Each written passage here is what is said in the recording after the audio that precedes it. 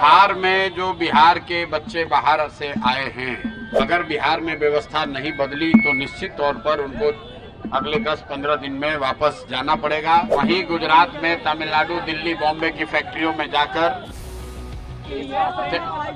त्योहार में जो बिहार के बच्चे बाहर से आए हैं, वो अगर बिहार में व्यवस्था नहीं बदली तो निश्चित तौर पर उनको अगले 10-15 दिन में वापस जाना पड़ेगा।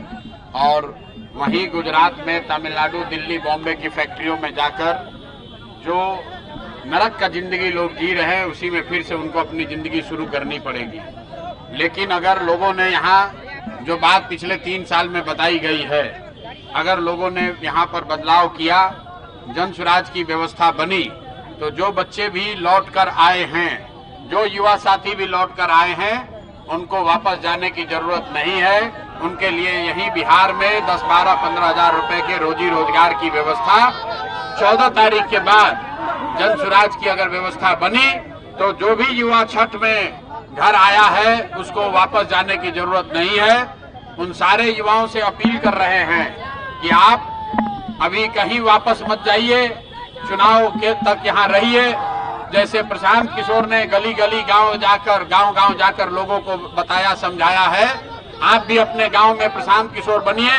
अपने परिवार का, अपने दोस्त का, अपने गांव के सभी साथियों को बताइए कि इस बार बिहार में जाति पर नहीं, हिंदू मुसलमान बनकर नहीं, 5 किलो अनाज के लिए नहीं, 5-10 हजार रुपए के लिए नहीं, सिर्फ और सिर्फ पढ़ाई और रोजगार के लिए वोट पड़ना चाहिए, बदलाव के लिए वोट पड़ना चाहिए।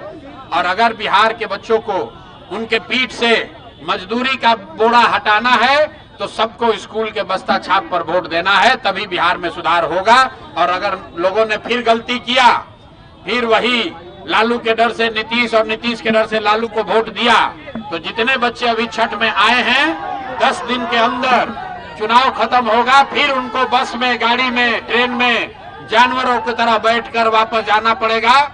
और जो लोग बाहर गए हैं उनको मालूम है, छोटा छोटा कमरा में 4 गो 5 गो लड़का रहता है, दिन भर 10 घंटा 12 घंटा अपना हड्डी गलाता है, पेट काटता है कि घर पर 6,000 8,000 भेजेंगे तो हमारा परिवार का बाल बच्चा खाएगा। तो अगर उस स्थिति से निकलना है मेरे भाई, तो ये अवसर है। 6 तारीख को वोट होगा, 6 तारीख को बिहार में बदलाव कीजिए, नई सरकार बनाइए, ताकि आपको अपना घर परिवार गांव छोड़कर बाहर नहीं जाना पड़े।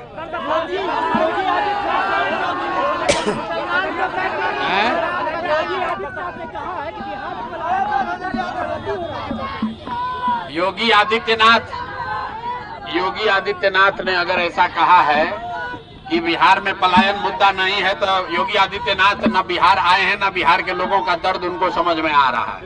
बिहार के हर गांव से, बिहार का कोई ऐसा गांव नहीं है जहां से 100, 50, 200 लड़के अपना घर परिवार छोड़कर सालों भर पूरे देश में जाकर मजदूरी नहीं कर रहे हैं।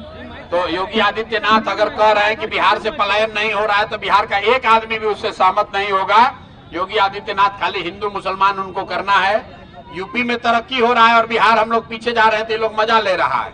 दूसरी बात समझिए, ये दूसरे राज्य से जो लोग नेता आते हैं, अमित शाह बोले कि बिहार में फैक्ट्री नहीं लग सकता है क्योंकि बिहार में जमीन नहीं है। तो मेरे भाई, ये लोग चाहते हैं कि फैक्ट्री लगे गुजरात में, अब बिहार का बच्चा जाकर गुजरात में 10-12 हजार में मजदूरी करता रहे। गुजरात का आदमी बनेगा फैक्ट्री में मालिक, अब बिहार का बच्चा बनेगा फैक्ट्री में मजदूर। तो बिहार के लोगों को तय करना है कि भैया आपको गुजरात में फैक्ट्री चाहिए कि आलमनगर, मधेपुरा, बिहार में फैक्ट्री चाहिए। तो बिहार में फैक्ट्री चाहिए तो सब लोग जगिए और इस बार लालू, नीतीश को, मोदी को यहाँ से किनारे कीजिए, नई व्यवस्था बनाइए, तभी बिहार में रोजगार होगा, पलायन बंद होगा। जन स्वराज ने 100 वादा नहीं किया है, लेकिन एक वादा पक्का किया है कि जन स्वराज का व्यवस्था बना, पलायन बंद, यहाँ से कोई आदमी बाहर 10-12 हजार के लिए मजदूरी करने नहीं जाएगा।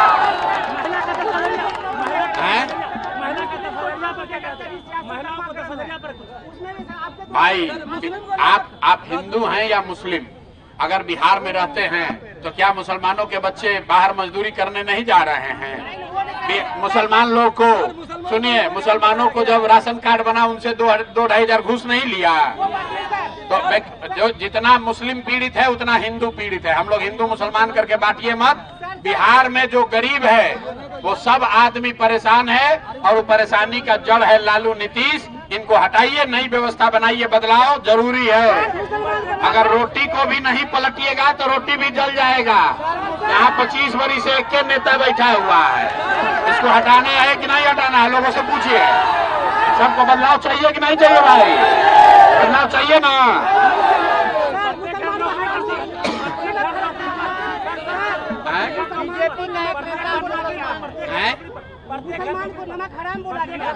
अरे भाई, प्रत्येक घर में नौकरी। आप यहाँ जितने लोग हैं, किसी को विश्वास है? हर घर में ही तेजस्वी यादव कह रहे हैं कि हम हर घर से नौकरी दे देंगे। अब जरा सुनिए, जिनके माँ बाबूजी यहाँ पर मुख्यमंत्री थे तो पूरा बिहार देखा, 15 साल में बिहार को लूट लिया। आदमी को तो छोड़िए, जानवर का भी चारा खा गया है। आदमी का छोड़िए, जानवर का भी चारा खा गया। और 15 बरिस में 5 लाख आदमी को नौकरी नहीं दी। आप कह रहा है कि हम आएंगे तो 3.5 करोड़ लोगों को नौकरी दे देंगे। तो ये बूढ़ा शेर का कहानी सुने हैं? शेर बूढ़ा हो जाता है, कहानी में बताया जाता है कि बूढ़ा शेर सोना का कंगन लेकर बैठता है इस चक्कर में कि कोई राहगीर, कोई रास्ता चलने वाला आदमी सोना के कंगन के लालच में आएगा तो उसको खाएंगे। तो ये जो राजद वाला है, बूढ़ा शेर सब है कि जैसे ही आप इसके लालच में पड़ के वोट दीजिएगा, जीत कर आएगा तो लूट मार अपहरण हत्या, इसके अलावा ये सब कुछ नहीं जानता है। तो कोई आदमी अभी लोग के चक्कर में पड़ने वाला नहीं है। अब लालटेन का जमाना खत्म हो गया। लालटेन का जमाना नहीं चाहिए भैया। अब हम लोग को स्कूल का बस्ता चाहिए। जब तक बच्चों के लिए पढ़ाई नहीं होगा तब तक बिहार में सुधार नहीं होगा। और जितने लोग यहाँ आए हैं, सब आदमी संकल्प लीजिए, जो छठ में घर आया है इस बार बाहर वापस नहीं जाना है।